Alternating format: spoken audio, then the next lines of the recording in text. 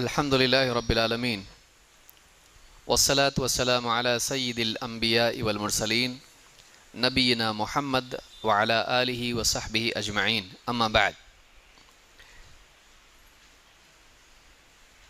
قال الله تبارك وتعالى رب السماوات والأرض وما بينهما فاعبده واصطبر لعبادته هل تعلم له سميا۔ پچھلی مجلس میں توحید کی تینوں قسموں سے متعلق قرآن کریم کی سورہ مریم کی آیت ہم نے دیکھی۔ اس ایک آیت میں اللہ تعالیٰ نے توحید کی تینوں قسموں کو جمع کیا ہے: توحید ربوبیت، توحید الوہیت اور توحید اسماء و صفات۔ اب اس مجلس میں ان تینوں اقسام سے متعلق جو دلائل ہیں، قرآن کریم سے اور احادیث سے جو دلائل ثابت ہیں، انشاءاللہ ہم اس کو دیکھنے کی کوشش کریں گے۔ اس کے بہت ساری دلیلیں ہیں، بعض دلیلیں جو آسانی سے یاد کی جا سکتی ہیں اور تقریباً باتیں ان دلیلوں میں آ جاتی ہیں۔ اس طرح دلیلوں کا انتخاب کر کے اس کو ہم پڑھیں گے، سمجھنے کی کوشش کریں گے، اور امید ہے کہ بعد میں آپ لوگ ان آیتوں کو یاد بھی کریں گے۔ سب سے پہلی قسم توحید کی ہے توحید ربوبیت۔ توحید ربوبیت کیا ہے؟ شیخ ابن عثیمین رحمہ اللہ فرماتے ہیں: هو افراد اللہ سبحانہ وتعالی بالخلق والملک والتدبیر۔ توحید ربوبیت اللہ کو منفرد ماننے کا نام ہے، خلق میں، ملک میں اور تدبیر کے معاملے میں۔ تین چیزیں علماء نے توحید ربوبیت کے بارے میں ذکر کی ہیں، بعض نے چوتھی چیز کو بھی اس میں شامل کیا ہے۔ توحید ربوبیت یہ ہے کہ ایک انسان یہ مانے کہ رب اللہ تعالیٰ ہے، اللہ کے سوا کوئی رب نہیں۔ اس کی موٹی موٹی تعریف یہ ہے کہ اللہ رب ہے، اللہ کے سوا کوئی رب نہیں۔ عربی زبان میں رب کے معنی مالک کے ہوتے ہیں۔ امام ابن کثیر نے رب العالمین کی تفسیر میں یہ بات کہی کہ رب کے معنی عربی زبان میں مالک کے ہوتے ہیں، لیکن جب ہم اللہ کو رب مانتے ہیں تو کئی چیزوں کا ماننا اس میں شامل ہوتا ہے، صرف مالک نہیں۔ نمبر ایک، اللہ تعالیٰ خالق ہے تمام چیزوں کا، اللہ کے سوا کوئی خالق نہیں۔ ساری چیزیں اللہ تعالیٰ کی پیدا کی ہوئی ہیں اور اکیلا اللہ تعالیٰ تمام مخلوقات کا خالق ہے، پیدا کرنے والا، وجود بخشنے والا۔ دو، ان تمام چیزوں کا اکیلا اللہ مالک ہے، یہ چیزیں کسی اور کی نہیں، سب کی سب اللہ کی ہیں۔ تین، اللہ تعالیٰ اس پورے کائنات کے نظام کی تدبیر کر رہا ہے، اس پورے کائنات کے نظام کو اکیلا اللہ چلاتا ہے۔ موسموں کی تبدیلی، کامیابی ناکامی، خوشی غم، راحت تکلیف، بیماری شفا، زندگی موت، تمام چیزیں اللہ تعالیٰ کے حکم سے کائنات میں ہوتی ہیں۔ کائنات میں اللہ ہی کی طرف سے تدبیر ہوتی ہے، وہی اس پورے نظام کو اکیلا چلا رہا ہے۔ اور ایک چیز بعض علماء نے اس میں اور ذکر کی ہے کہ اللہ تعالیٰ تمام مخلوقات کا رازق ہے، خالق بھی ہے اور رازق بھی ہے۔ وہی تمام مخلوقات کو ان کا رزق دیتا ہے، کھانا پینا اور زندگی کی بنیادی ضرورتیں۔ تو یہ چار چیزیں اگر آپ دیکھیں کہ ان چاروں میں اللہ تعالیٰ کو تنہا اکیلا ماننا، منفرد ماننا، اکیلا اللہ یہ کرتا ہے، اس کا نام کیا ہے؟ توحید ربوبیت۔ خالق، مالک، رازق اور مدبر، تدبیر کرنے والا۔ تو یہ چاروں چیزیں اللہ کے لیے خاص کر دینے کو توحید ربوبیت کہتے ہیں۔ ایک ایک کر کے اس کی دلیل ہم دیکھتے ہیں۔ نمبر ایک، تخلیق۔ اللہ ہی خالق ہے، اللہ کے سوا کائنات کا اور مخلوقات کا کوئی خالق نہیں۔ اللہ تعالیٰ قرآن کریم میں فرماتا ہے: اللہ خالق کل شیء وہو علی کل شیء وکیل۔ سورہ الزمر آیت نمبر 62، اللہ خالق کل شیء، اللہ تعالی خالق ہے ہر چیز کا، تمام چیزوں کا۔ اکیلا خالق کون ہے؟ اللہ۔ اللہ کے سوا باقی تمام چیزیں مخلوق ہیں، اللہ ہی خالق ہے۔ اللہ خالق کل شیء، اللہ تمام چیزوں کا خالق ہے، اور وہو علی کل شیء وکیل، اور وہی ہر چیز پر نگہباں ہیں، نگراں ہیں، نگرانی کرنے والا، سرپرست۔ تمام چیزوں کو وہی دیکھ رہا ہے، ان کی نگرانی کر رہا ہے، ان کی حفاظت کر رہا ہے، ان کے بارے میں اللہ تعالیٰ سرپرست ہے۔ تو یہ پہلی دلیل ہے جس سے معلوم ہوتا ہے کہ اللہ تعالیٰ تمام چیزوں کا خالق ہے۔ اس میں ایک سوال جیسے بعض لوگ اٹھاتے ہیں، اور شیطان بھی دلوں میں سوال ڈالتا ہے، جیسا کہ حدیث میں آیا ہے کہ جب ہر چیز کو اللہ نے پیدا کیا تو اللہ کو کس نے پیدا کیا؟ اللہ کے نبی صلی اللہ علیہ وسلم فرماتے ہیں، شیطان آدمی سے پوچھتا ہے کہ فلاں چیز کو کس نے پیدا کیا، فلاں چیز کو کس نے پیدا کیا، فلاں چیز کو کس نے پیدا کیا، اور یہاں تک کہ پوچھتے پوچھتے وہ اچانک پوچھ لیتا ہے کہ جب سب کو اللہ نے پیدا کیا تو اللہ کو کس نے پیدا کیا؟ حدیث میں ہے کہ جب نوبت یہاں تک پہنچ جائے تو اس آدمی کو چاہیے کہ فَلْيَسْتَعِذْ بِاللَّهِ وَلْيَنْتَهِ، وہ اللہ کی پناہ مانگے اور اس خیال سے رک جائے، سوالات کے سلسلے سے آگے جانے سے رک جائے۔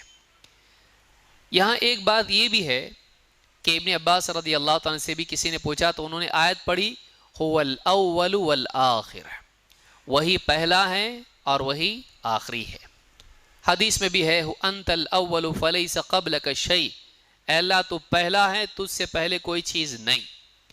جو آدمی آج بہت سارے ایتھیسٹ اور بہت سارے جو ہے ملحد یا دہریے ہیں جو اللہ ہی کو نہیں مانتے ہیں، خالق کا وجود نہیں مانتے ہیں، وہ کہتے ہیں آپ لوگ ہی کہتے ہیں سب کو اللہ نے پیدا کیا، اور آپ لوگ ہی کہتے ہو کہ بغیر کسی کے پیدا کیے چیز پیدا نہیں ہو سکتی، تو پھر اللہ کو کس نے پیدا کیا؟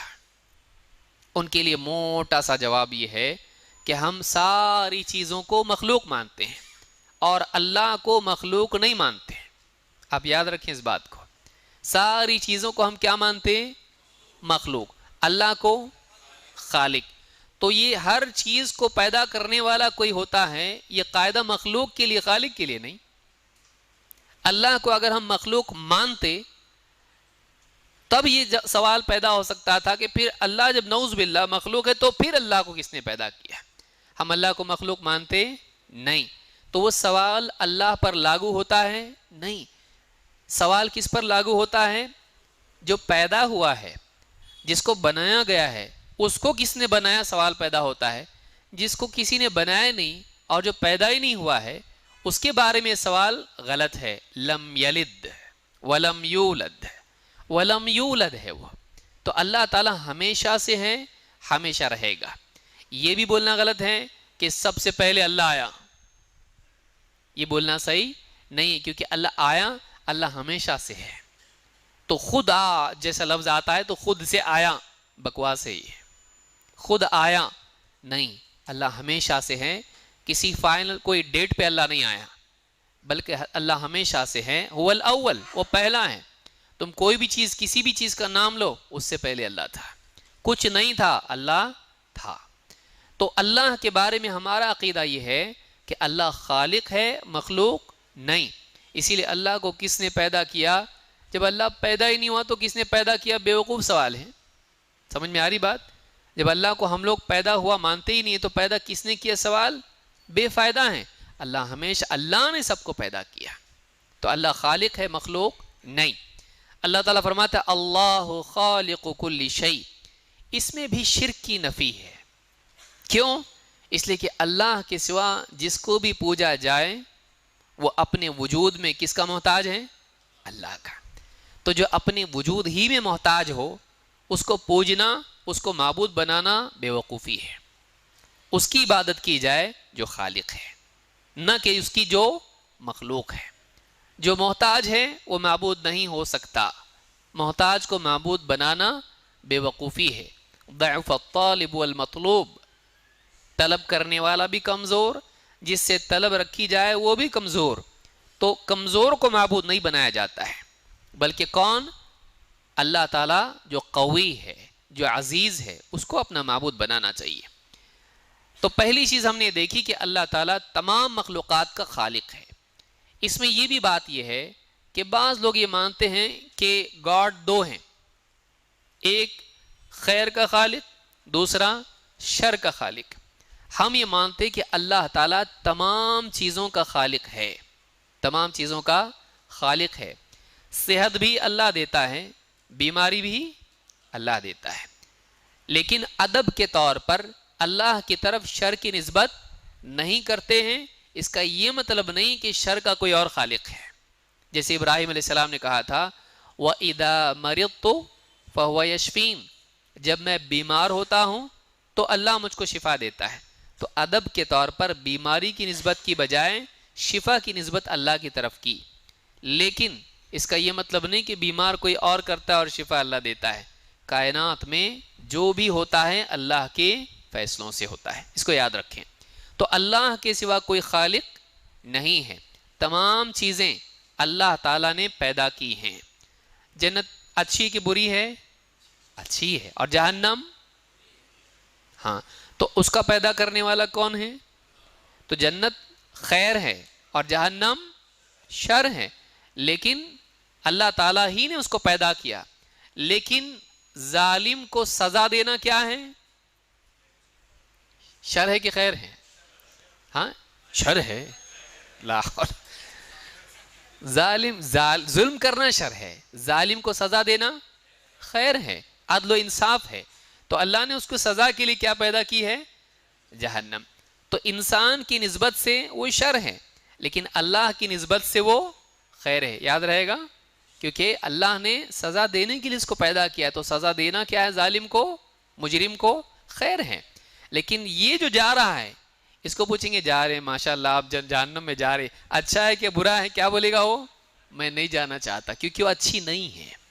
تو بندوں کے اعتبار سے وہ اچھی نہیں ہے، لیکن قاعدے کے اعتبار سے، سزا کے قاعدے کے اعتبار سے جہنم کا وجود ضروری ہے. کسی بھی ملک میں قانون نافذ ہوتا ہے، مجرمین کو سزا دی جاتی جیل.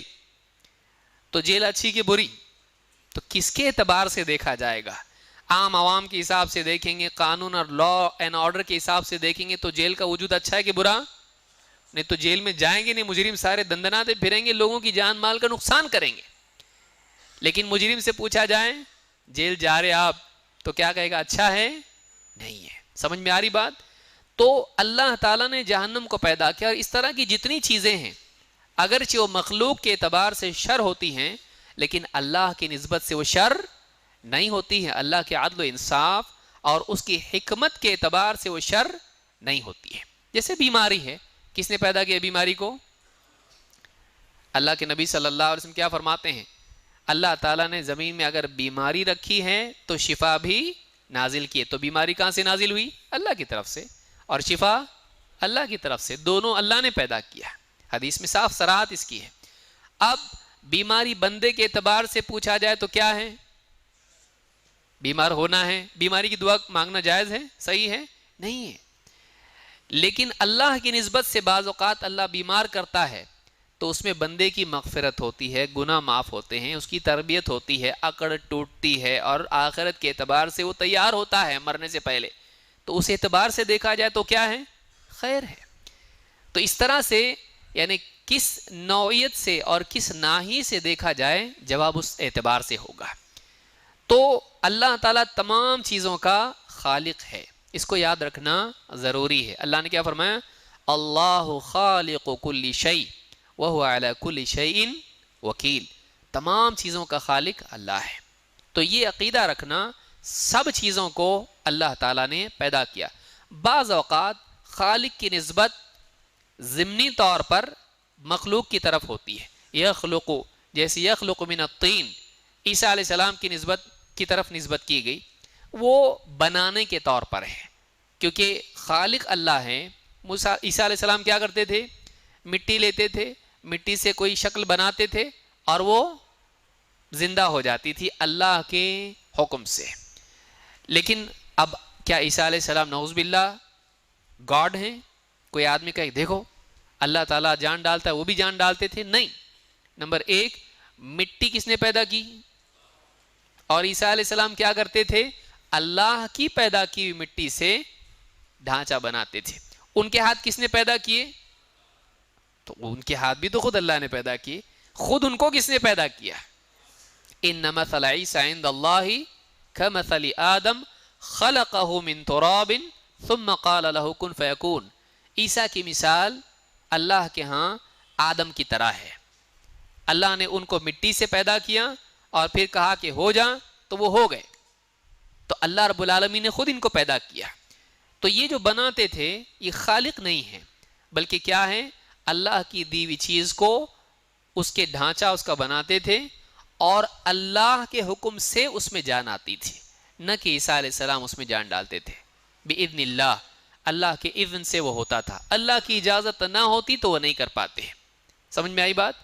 تو تخلیق کے اعتبار سے یاد رکھیں اللہ خالق ہے، کوئی بابا کچھ پیدا کر سکتے نہیں۔ ماں کے پیٹ میں اس کو اولاد نہیں ہوتی، ناڑا باندھو تو اولاد ہوگی۔ اب یہ کیا ہے؟ کس کو خالق مان رہے ہیں؟ کون دے گا اولاد؟ بابا۔ تو یہ کیا ہوا؟ شرک ہوا۔ یہ ربوبیت میں شرک ہے کہ اولاد کا دینے والا، ماں کے پیٹ میں پیدا کرنے والا، اولاد کی تخلیق کرنا، یہ کس کا کام ہے؟ اگر یہ اللہ کے سوا کسی بزرگ کے لیے مانتا ہے تو کیا ہے؟ یہ شرک ہے۔ یہ کہاں فٹ ہوتا ہے؟ سمجھ میں آ رہا ہے یہ کہ خالق کون ہے؟ اللہ تعالیٰ ہے۔ اللہ کے سوا کوئی خالق نہیں ہے۔ جس کو اللہ تعالیٰ نہ دے اس کو کوئی دے سکتا؟ اللہ نے قرآن کریم میں، اب ساری آیتیں اگر ہم پڑھنے لگیں وقت کافی ہو جائے گا، کہ جس کو چاہتا ہے اللہ تعالیٰ بیٹے دیتا ہے، جس کو چاہے بیٹیاں، جس کو چاہے دونوں دیتا ہے، اور جس کو چاہے وَيَجْعَلُ مَن يَشَاءُ عَقِيمًا، جس کو چاہتا ہے بے اولاد رکھتا ہے۔ لہٰذا کوئی کسی کو اولاد دے سکتا نہیں۔ خالق کون ہے؟ اللہ تعالیٰ ہے۔ اسی لیے ابراہیم علیہ السلام نے کس سے دعا کی؟ اللہ سے۔ زکریا علیہ السلام نے اور مریم نے دعا کی تھی؟ نہیں۔ ہاں بول رہے لوگ، جیسا پوچھو ویسا ہاں، جیسا سوال ویسا جواب، ہاں کا تو ہاں، نہ کا تو نہ۔ مریم نے کوئی دعا نہیں کی تھی، لیکن اللہ نے بغیر دعا کے، بغیر شوہر کے ان کو اولاد دی۔ اللہ جو چاہے، یخلق اللہ ما یشاء، اللہ تعالیٰ جو چاہتا ہے پیدا کرتا ہے۔ اللہ جو چاہتا پیدا کرتا ہے، مٹی سے، پانی سے، ہاں، نور سے۔ فرشتوں کو نور سے اللہ نے پیدا کیا، انسان کو مٹی سے، جنات کو آگ سے۔ اللہ جو چاہتا ہے پیدا کرتا ہے۔ تو خالق کون ہے؟ صرف اور صرف اللہ۔ تو ماں کے پیٹ میں بابا پیدا کرتے ہیں؟ نہیں، تو وہاں ناڑا باندھنا اور مجاور کو دینا کچھ فائدہ نہیں ہے۔ یہ عقیدہ شرک ہے، یہ عقیدہ شرک ہے۔ بعض لوگ بولتے ہیں درگاہ کی عودی کھاؤ اولاد ہوگی۔ مٹی کھا کے اولاد ہوتی؟ گھر پیٹ میں جا کے مٹی اولاد بنے گی؟ کیسے ہو سکتا ہے؟ اللہ کے سوا کوئی اولاد دینے والا نہیں۔ انبیاء جب اپنی بیوی کو اولاد نہیں دے سکتے تو اللہ کے سوا پھر کون دے سکتا ہے؟ ابراہیم علیہ السلام، زکریا علیہ السلام جیسے بڑے بڑے نبی یہ اپنی بیوی کو اولاد نہیں دے سکتے، تو آپ سوچئے کہ پھر دوسرا کون دے سکتا ہے؟ لہٰذا یہ عقیدہ باطل ہے۔ نمبر 2، مالک اکیلا اللہ ہے۔ ساری کائنات کا مالک کل بھی اللہ تھا، آج بھی اللہ ہے۔ اللہ نے اپنے ملک میں سے، اپنی بادشاہت میں سے کسی کو دے نہیں دیا ہے، بلکہ بادشاہ کون ہے؟ مالک کے معنی ہوتے ہیں مالک، جیسے ہم جس کو مالک کہتے ہیں، اور ملک کے معنی ہوتے ہیں بادشاہ کے۔ ہر بادشاہ مالک بھی ہوتا ہے، لیکن ہر مالک بادشاہ ہوتا نہیں، اور بادشاہ ہوتا ہے لیکن کسی کی ذاتی ملکیت بھی ہوتی ہے، اور مالک ہوتا ہے لیکن بادشاہ نہیں ہو سکتا ہے۔ لیکن اللہ تعالیٰ تمام چیزوں کا، ساری کائنات کا بادشاہ بھی ہے، الملک القدوس السلام، دنیا میں بھی اور آخرت میں بھی، مالک یوم الدین، بدلے کے دن کا مالک، اور ایک قرأت ہے مالک یوم الدین، ایسا بھی پڑھا اللہ کے رسول صلی اللہ علیہ وسلم نے۔ وہ بادشاہ ہے قیامت کے دن کا۔ لمن الملک اليوم، آج کس کی بادشاہ ہے؟ للہ الواحد القہار، اس اللہ کے لیے جو ایک ہے، یکتا ہے اور بڑا غلبے والا زبردست ہے۔ تو دنیا میں بھی اللہ بادشاہ ہے اور آخرت میں بھی۔ لیکن دنیا میں کچھ بادشاہ ہوتے ہیں تھوڑے دن کے لیے، آتے جاتے، ان سے پہلے کوئی، ان کے بعد کوئی اور۔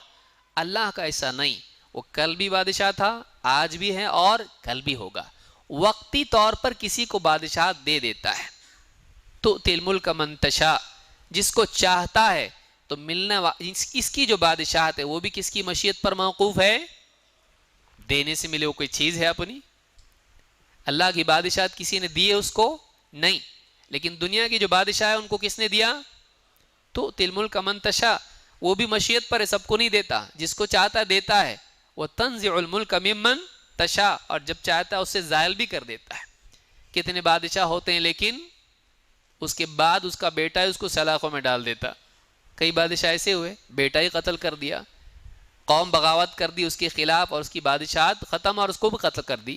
کتنا تاریخ میں ایسا ہوا ہے۔ کسی کی بادشاہت الٹیمیٹ نہیں ہے، ایک ہی بادشاہ ہے جس کی بادشاہت ہمیشہ سے اور ہمیشہ رہے گی۔ کون؟ اللہ رب العالمین، اللہ تعالیٰ ہے۔ ایسا بھی نہیں کہ اللہ تعالیٰ نے بعض اللہ والوں کو اپنی طرف سے سب کچھ ان کے سپرد کر دیا، سارے خزانے ان کے ہاتھ میں۔ مختار کل ہے کوئی ایسا؟ نہیں کہ اللہ تعالیٰ نے اپنی سارے خزانے، اپنی ساری بادشاہت کسی کو دے دی، نہیں۔ اللہ تعالیٰ کے پاس آج بھی سارے خزانے اسی کے ہیں، وہ جس کو چاہتا ہے دیتا ہے، جس کو چاہتا ہے نہیں دیتا ہے۔ تو اللہ کے بارے میں ماننا کہ اللہ مالک ہے اور ملک ہے، یہ بھی ربوبیت کے عقیدے میں شامل ہے۔ للہ ملک السماوات والارض وما فیہن وہو علی کل شیء قدیر۔ سورہ المائدہ کی آخری آیت 120، اللہ فرماتا ہے اللہ ہی کا ہے، مقدم کرنے میں تخصیص ہے، عربی کا قاعدہ ہے۔ یہ نہیں کہا ملک السماوات والارض للہ، ایسا نہیں کہا۔ کیا کہا؟ للہ، اللہ ہی کا ہے۔ پہلے اللہ کو لانا بتا رہا ہے کہ خاص ہے اللہ کے لیے۔ للہ ملک السماوات، آسمانوں کی بادشاہت، آسمانوں کی بادشاہت، والارض، زمین کی بادشاہت، وما فیہن، اور ان میں آسمانوں میں اور زمین میں جو کچھ بھی ہے سب بادشاہت کس کی ہے؟ اللہ کی۔ وہو علی کل شیء قدیر، اور وہ ہر چیز پر قادر ہے، وہ ہر چیز پر قادر ہے، جو چاہتا ہے کرتا ہے۔ وَيَفْعَلُ اللَّهُ مَا يَشَاءُ، اللہ تعالیٰ وہ کرتا ہے جو چاہتا ہے۔ ہم چاہیں اللہ کرے؟ بعض لوگ کہتے ہیں اللہ یہ کر سکتا کہ وہ کر سکتا کہ وہ کر سکتا، کہ ہمارا جواب کیا ہے؟ اللہ جو چاہے کر سکتا ہے۔ ہم غلط چیزیں اللہ کی طرف نسبت نہیں کر سکتے ہیں۔ بتاؤ اللہ یہ بھی کر سکتا کیا؟ اب کوئی آدمی کہے کوئی عیب کی بات ہو، اگر کوئی عیب کی بات ہو جیسے جھوٹ بولنا وغیرہ وغیرہ، ہم اللہ کی طرف نسبت نہیں دے سکتے کہ ہاں اللہ تعالیٰ جھوٹ بھی بول سکتا ہے، نعوذ باللہ، یہ عیب ہے اور اللہ عیب سے پاک ہے۔ اب اگر نہیں بولتا ہے تو سامنے والا کیا کہے گا؟ دیکھو یہ کام اللہ نہیں کر سکتا ہے نا، تو وہ کیا کرے گا؟ عیب کے نہ کرنے کو عیب بنائے گا، غلط کے نہ کرنے کو عیب ثابت کرے گا۔ ہم ایسا نہیں بولتے، ہم کیا بولتے ہیں؟ ہم جواب دیتے کیا اللہ ایسا کر سکتا ہے؟ ہم کہتے اللہ جو چاہتا ہے وہ کرتا ہے، اور اللہ کبھی کچھ غلط نہیں کرتا۔ کیوں؟ اس لیے کہ غلط اللہ کی شان کے خلاف ہے۔ سمجھ میں آ رہی بات؟ اللہ جو چاہتا ہے، فعال لما یرید، اللہ کے افعال اللہ کے ارادے کے تابع ہیں، اللہ کے افعال اللہ کی مشیت کے تابع ہیں، لہٰذا ہم ہر چیز اللہ کر سکتا اس طرح سے نہیں بتاتے جس میں عیوب بھی شامل ہوں، بلکہ ہم وہ چیز کہتے ہیں اللہ نے اپنی مشیت کے تابع، اپنے ارادے کے تابع اپنے افعال کو بتایا ہے، جو ارادہ کرتا ہے وہ کرتا ہے، اور اللہ کبھی غلط چیز نہیں کرتا ہے جو اس کی شان کے خلاف ہو۔ تو اس سے آپ بچ کے نکل جاتے اس سوال میں سے۔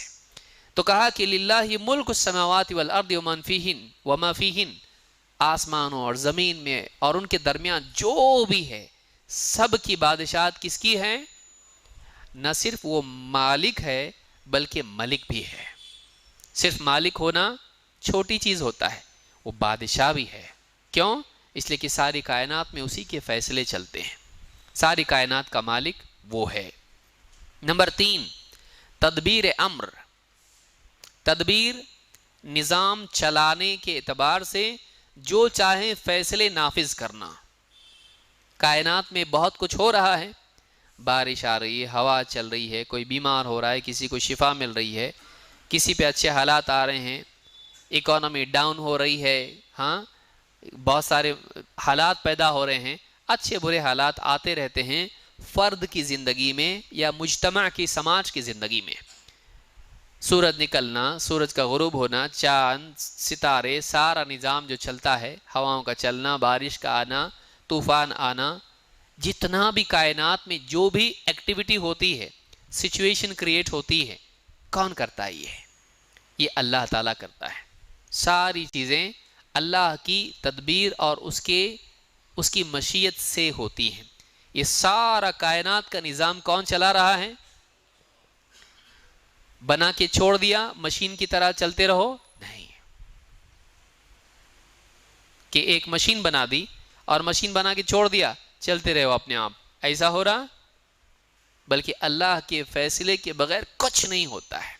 کل یوم ہوا فی شأن، ہر دن، ہر آن وہ ایک حال میں ہے۔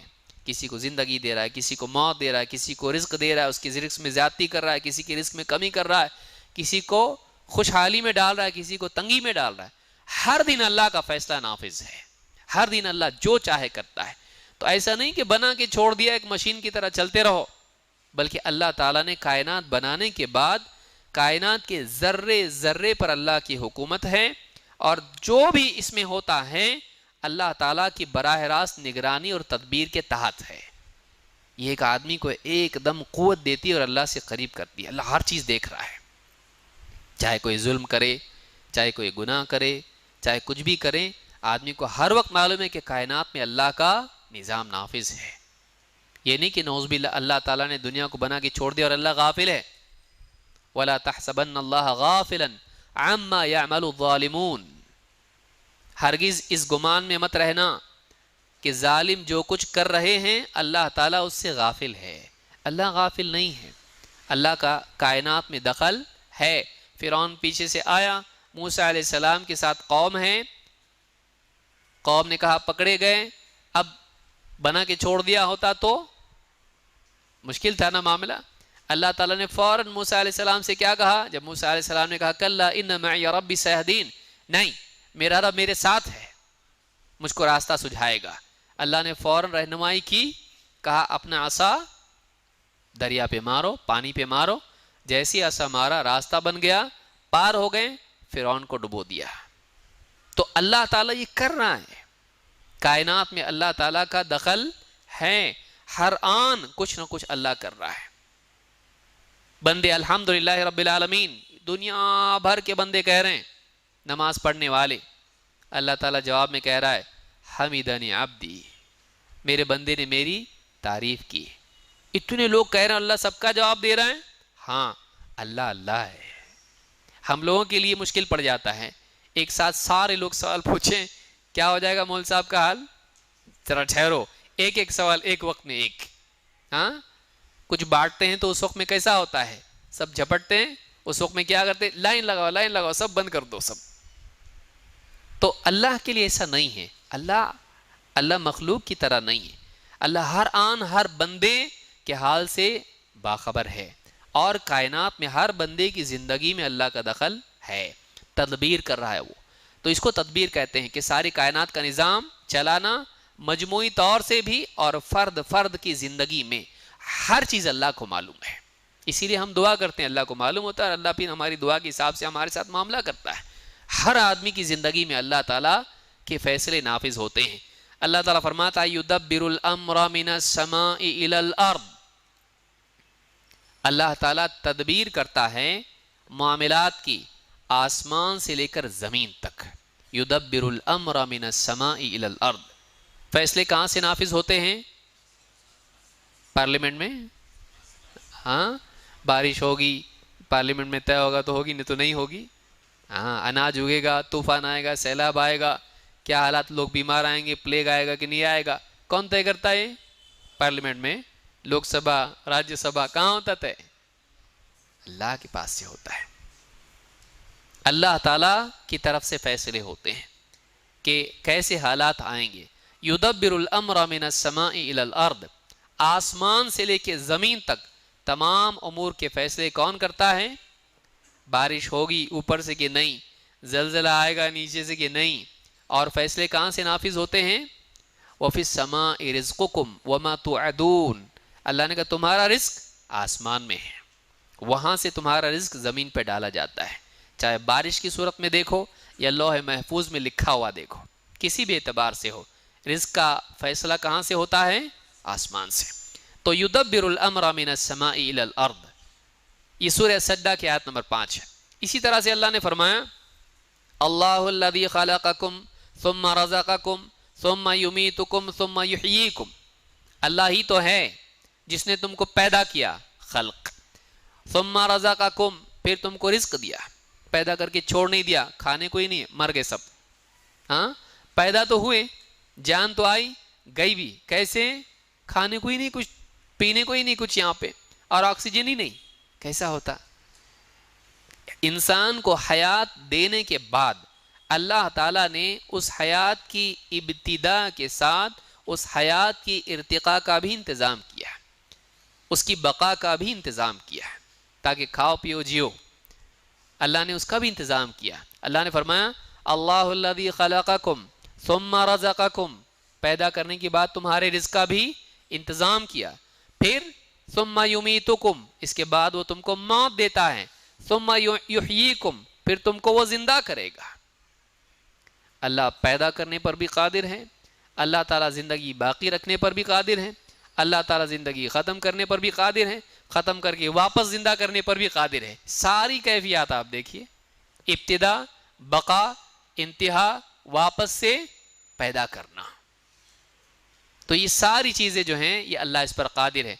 अल्लाह फरमाता है हल मिन शुरकाइकुम मन यफ़अलु मिन ज़ालिकुम मिन शै, जिनको तुमने शरीक बना रखा है, तुम्हारे इन शरीकों में से कोई है जो इन कामों में से कोई एक काम भी कर सकता है? ज़ालिकुम, अल्लाह ने फरमाया सुब्हानहु व तआला अम्मा युशरिकून, पाक है अल्लाह उनके इस शिर्क से जिसमें ये लोग मुब्तला हैं। अल्लाह के सिवा कोई कर सकता नहीं। खालिक, राजिक और ज़िंदगी और मौत का मालिक, ये सब का सब कौन करता है? ये अल्लाह है, ये अल्लाह करता है। इस सूरह रूम की आयत नंबर 40 है, इसमें रिज़्क़ का तज़किरा भी अल्लाह ने किया है जो रुबूबियत के लवाज़मात में से है। इसी तरह से अल्लाह ताला ने फरमाया व इन यमसस्कल्लाहु बिदुर्रिन फला काशिफ़ लहु इल्ला हु व इन यमसस्का बिखैरिन फहुवा अला कुल्लि शैइन क़दीर। इंसान की ज़िंदगी में दो तरह के हालात आते हैं। कौन से हालात है वो? हाँ, अच्छे हालात और बुरे, राहत, तकलीफ और परेशानी, मुसीबत और उससे नजात, बीमारी, शिफा, खुशी, गम, राहत, तकलीफ, कामयाबी, नाकामी, इस तरह के दोनों किस्म के हालात इंसान की ज़िंदगी में आते हैं। दोनों कौन लाता? और इनको बदलना भी किसके इख्तियार में है? एक आदमी बुरी तकलीफ में है, पुकारता है अल्लाह को, अल्लाह तकलीफ हटा, कल से बराबर पाबंदी से नमाज पढ़ूंगा, अल्लाह ताला हटा देता है। एक आदमी अच्छे हालात में है, अल्लाह ताला उसको वापस होश में लाने के लिए मुसीबत डालता, तो अच्छे हालात भी हटा के बुरे हालात उस पर डालता। कौन करता है? अच्छा, अच्छे हालात हटा के बुरे हालात डालता, फिर वो दुआ करता, फिर उस बुरे हालात को हटाने वाला कौन है? अल्लाह है। तो सारी कायनात में हालात का बदलाव अल्लाह के हुक्म से होता है, असल वहाँ से फैसला होता है। अल्लाह फरमाता है व इन यमसस्कल्लाहु बिदुर्रिन फला काशिफ़ लहु इल्ला हु, अगर अल्लाह ताला तुझ पे कोई तकलीफ डाल दे तो उसके सिवा कोई नहीं जो उस तकलीफ को हटाए। बाबा नहीं हटाते, हाँ, बच्चा नहीं हो रहा, दरगाह पे, बीमारी है, दरगाह पे, फलानी परेशानी है, कोर्ट में केस फंसा हुआ है, दरगाह पे। अल्लाह ने फरमाया अगर अल्लाह ताला तुझ पे कोई तकलीफ डाले तो अल्लाह के सिवा उस तकलीफ को हटाने वाला کوئی نہیں ہے. تو کس سے مانگنا چاہیے؟ وَإِن يُرِدْ وَإِن يَمْسَسْكَ بِخَيْرٍ، اور اگر اللہ تجھ پر کوئی خیر ڈالے، اللہ کی طرف سے تجھ کو کوئی خیر آئے، نصیب ہو، فَهُوَ عَلَى كُلِّ شَيْءٍ قَدِيرٌ، تو اللہ ہر چیز پر قادر ہے. یعنی اللہ ایک جگہ دوسری جگہ کہا فَلَا رَادَّ لِفَضْلِهِ، اللہ کے فضل کو کوئی لوٹا نہیں سکتا. کہ اللہ کی طرف سے کسی کو اگر عزت، نفع، کامیابی اگر ملنے والی ہے، شفا ملنے والی ہے، مخلوق مل کے کرے ہم نہیں چاہتے واپس جاؤ، بھیج سکتے کوئی واپس نہیں. اللہ تعالیٰ چاہیں تو کسی کو کامیاب کرنا، سب مل کے ناکام نہیں کر سکتے. اللہ شفا دینا چاہیں، سب مل کے اس کو بیمار نہیں کر سکتے. اللہ اگر اس کو بیمار کرنا چاہیں، سارے ڈاکٹر مل کے اس کو شفا نہیں دے سکتے. لا شفاء الا شفاؤک، تیری شفا کے سوا کوئی شفا نہیں. اب ادی لے کے یہاں لگا رہا، یہاں لگا رہا، ہوتا دیکھنے میں بھی اچھا نہیں دکھتا ہو. وہ بھسم کی طرح ہے جو مشرکین کرتے ہیں. اللہ ہم سب کی حفاظت فرمائے. بعض علاقوں میں بچہ نہیں بول رہا، وہ فلانے طوطے بابا کی درگاہ پہ جاتے ہیں، وہ طوطے وہاں پہ رہتے، طوطے کا جھوٹا اس کو کھلاتے ہیں. طوطے کی وہ انسان کی بولی بلوانا ہے کہ طوطے کی طرح ٹیں ٹیں کروانا ہے اس کو. کیا ہے یہ؟ کہاں سے لائے یہ سب چیزیں؟ خرافات کتنی آپ دیکھیے مسلمانوں میں. کہ ہمارا بچہ بات نہیں کر رہا تو طوطے کا فلانی درگاہ کے طوطے کا جھوٹا کھلاؤ اس کو تو بات کرنے لگے گا. یعنی باپ بھی اس لائق نہیں، وہ طوطا اتنا، اس کا کیلیبر دیکھو کیا ہے طوطے کا. طوطے کا سٹینڈرڈ اس کی، ہاں کتنا زبردست طوطا ہے وہ. باپ دادا بھی ویسے نہیں، انسان کا بھی نہیں کھلا رہے اس کو، طوطے کا کھلا رہے ہیں اس کو. اللہ ہدایت عطا فرمائے. خرافات جو ہیں جہل کا نتیجہ ہیں. علم اگر انسان کے پاس ہو اور اللہ کی عظمت وہ جانتا ہو تو اس کے لیے یہ ساری خرافات میں واقع ہونے کا موقع نہیں ہوتا ہے. وہ بچتا ہے، اللہ اس کو بچاتا ہے. تو وَإِن يَمْسَسْكَ بِخَيْرٍ فَهُوَ عَلَى كُلِّ شَيْءٍ قَدِيرٌ، اگر اللہ تجھ کو خیر پہنچانا چاہے تو پھر اللہ ہر چیز پر قدرت رکھتا ہے. اللہ جو چاہے دے سکتا ہے. اس میں اشارہ اس طرف ہے کوئی خیر ایسی نہیں جو اللہ نہیں دے سکتا کہ یہ تو اللہ نہیں دے سکتا ہے تو بابا سے مانگنا پڑے گا. ایسا ہے نہیں ہے. ہاں بعض لوگ کیسا ہے، لاٹری کا ٹکٹ تو اللہ سے نہیں مانگ سکتے نا، نمبر آیا اپنا. ریس کے گھوڑے کا نمبر اللہ سے کیسا مانگنا، غلط کام ہے. دیکھیے یاد رکھیں، بعض لوگ کہتے ہیں کہ لوگ جاتے ہیں بتوں سے مانگتے ہیں ان کو ملتا ہے، اور ہم تو درگاہوں پہ بعض اوقات مسلمان کہتا ہے ہمارے مسائل حل نہیں ہو رہے تھے، ہم درگاہ پہ گئے اور وہاں مانگے ملا. اس کی کیا دلیل ہے کہ انہوں نے دیا اس کی دلیل کیا ہے؟ موٹی مثال ہے، ایک بچہ ہے گھر کے اندر، وہ جا کے دیوار سے مانگے مجھے کھانا چاہیے. گھر کی دیوار ہے بھائی، بچہ ماں سے ناراض ہوا اور جا کے دیوار سے کہا ماں سے نہیں چاہیے مجھ کو، تو کھانا دے. ماں نے سنا اس کو، بھوک لگی اس کو، ماں نے بولا ادھر آ، یہ بیٹھے کھانا دے، کھانا ہے کھا اس کو. اب وہ یہ سمجھنے لگے دیکھو دیوار سے مانگتے ہی ملا.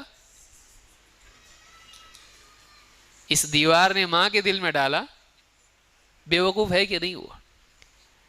تو ماں نے دیکھا اس کو بھوک لگی ہے، دیوار سے مانگ رہا ہے، دینے والی کون ہے؟ ماں ہی ہے. لیکن وہ کیا سمجھ رہا، مانگا کس سے؟ تو یاد رکھیں دینے والا کون ہے؟ اللہ ہی ہے. بتوں سے مانگے، پتھر سے مانگے یا کسی سے بھی مانگے، دینے والا کون ہے؟ اللہ ہے. لیکن یہ کیا اپنی جہالت میں شیطان اس کے دل میں کیا ڈالتا ہے، دیکھ اتنی دعا کیا کہیں نہیں ملا، بابا کے در پہ گیا مانگا، فٹ سے اگلے دن مل گیا. اللہ نے دینا ہی دینا تھا، لیکن شیطان نے آ کے دل میں کیا ڈالا، اب سب طرح ٹرائی کیا نا، ذرا ادھر بھی ایک ٹرائی کر. وہ اللہ کی طرف سے ہی آیا لیکن تو وہاں گیا اور تیرا عقیدہ غلط ہوا.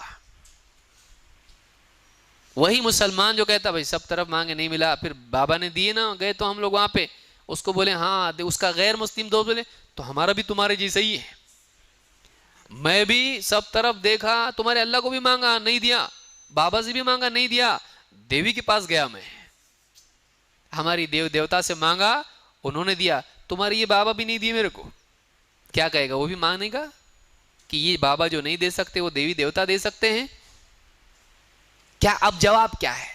فبہت الذی کفر، کوئی جواب نہیں. تو ایک غیر مسلم بھی اس کو ہکا بکا کر سکتا ہے جہل کی وجہ سے، مسلمان رہ کے. دینے والا کون ہے؟ اللہ کے سوا کوئی دیتا نہیں، اس کو یاد رکھیں.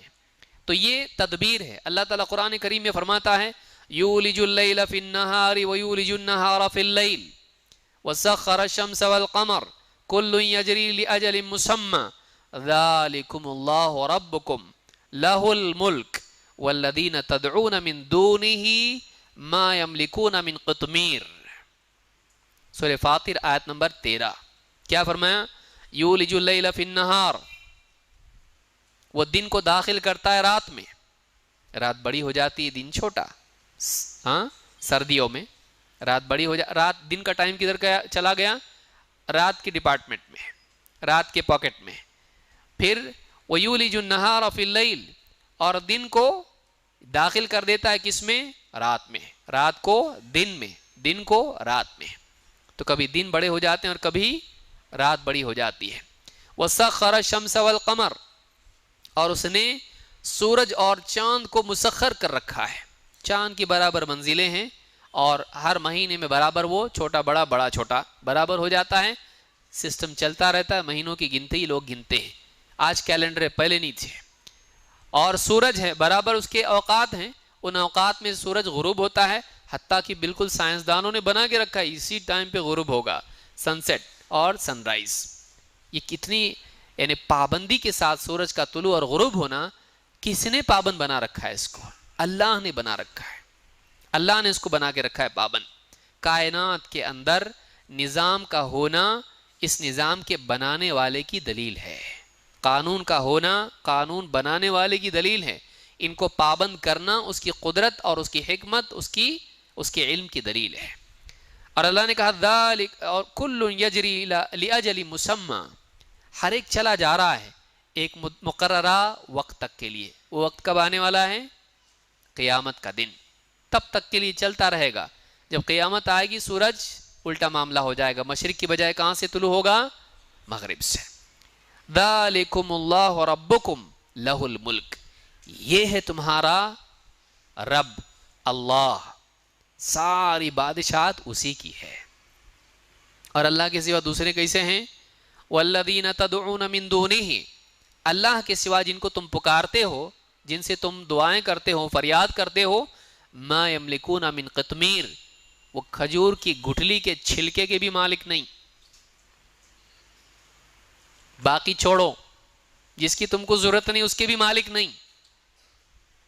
کھجور کی گٹھلی ہوتی ہے، آپ نے رمضان میں دیکھا ہوگا، اس کے اوپر ایک کیا ہوتی ہے؟ ایک جھلی ہوتی ہے، سفید سا کاغذ کی طرح ہوتا ہے. تو کیا ہے؟ قطمیر. اس کے بھی مالک نہیں ہے. یعنی اتنی بھی ان کی ملکیت کائنات میں نہیں، اتنی بھی اتھارٹی ان کے پاس نہیں ہے. ساری چیزوں کا مالک کون ہے؟ سورج چاند ستارے رات دن اور سارا نظام، سب کا سب اللہ تعالیٰ اس کا مالک ہے. وہ رب ہے، وہ رب ہے جو ساری کائنات کا نظام چلا رہا ہے. تو خالق، مالک اور رازق اور تدبیر کرنے والا، یہ کون ہے؟ اللہ ہے. بعض مسلمان مانتے ہیں بابا کی نظر کرم ہے ہمارے اوپر. آج کل حالات دکان کے اچھے چل رہے، کولگاؤں والے بابا کا فوٹو جب سے لگا سب صحیح ہو گیا. تو اس طرح سے لوگ مانتے ہیں کہ ان سے ہمارے حالات بدلتے ہیں. نہیں، حالات کا بدلنا کس کے حکم سے ہوتا ہے؟ اللہ کے حکم سے. کوئی حالات کو بدل سکتا نہیں. بعض دیکھیے ملکوں میں جنگیں ہوئی، بعض درگاہوں پہ بھی بم گرے. کیا ہوا؟ ہوئی سیکیورٹی؟ نہیں. بچا سکے؟ نہیں. نہ بم روک سکے، نہ ان درگاہوں کو بچا سکے. تو پھر مرید کو بچائیں گے؟ آپ سوچئے. کون؟ اللہ ہی ہے جو شفا دے سکتا ہے، رزق دے سکتا ہے، اولاد دے سکتا ہے. اللہ کے سوا کوئی نہیں دے سکتا ہے. بہت سارے درگاہوں کے اوپر بیٹھنے والے مرید، وہاں پہ آپ دیکھیے ڈبہ رکھا ہوتا ہے چندہ. دور سے چل کے گیا بیچارہ، اس کو کوئی تو بولے وہاں چل، وہاں مانگ، بابا بہت بڑے ہیں، دینے والے ہیں، تیری دکان نہیں چل رہی نا، ان کی طرف سے ملے گا. اب گیا مانگا ہوگا، باہر نکلا، وہاں ڈبہ رکھا ہوا ہے درگاہ کا چندہ. میں وہاں سے میرے لیے آیا، اب یہ مجھ سے مانگ رہے ہیں. بعض اوقات تو چادر کے نیچے سے ہی بولتا لاؤ. تو جب یہ دینے والے ہیں تو ان کے کیا کائے کا چندہ ہے بھائی؟ بولے درگاہ کا تھوڑا ریکنسٹرکشن کر رہے ہیں، اس کے لیے چندے کی ضرورت ہے. بابا نہیں دیتے. بابا کیوں نہیں دیتے ہیں؟ وہ مرید کو کیوں ضرورت ہے دوسروں سے لینے کی؟ مجاور کو کیوں ضرورت ہے دوسروں سے لینے کی؟ جب بابا دیتے ہیں تو مرید مجاور نے بانٹنا چاہیے. آؤ ادھر جلدی آؤ، یہ لو پیسے، یہ لو 500 کے نوٹ، یہ لو گلابی نوٹ، یہ لو نیلے نوٹ. سب کو بانٹنا چاہیے نا. کہاں ہیں وہ؟ تو مانگ رہے ہیں. یعنی یہ بابا سے مانگیں، اور اس کا اسپیشل سیکرٹری جو بھی مجاور وہاں پہ ہے مین درگاہ کا، وہ پبلک سے مانگ رہا ہے بابا سے مانگنے کی بجائے. اس کو ان سے ہی مانگو ذرا، لے کے ہم کو بھی دو، تم قریب ہے ان کے. بابا اللہ سے قریب ہے، بابا سے تم قریب ہے، تم ہم کو دو، لے کے دو. دیتا ہو تمہارا تم مانگو اور جلدی نکلو یہاں سے، بولتا ہو. سوچئے کتنی بڑی جہالت ہے مسلمانوں میں، کہ محتاج سے مانگنا کتنی بڑی محتاجی ہے. یہ جہل کا نتیجہ ہے.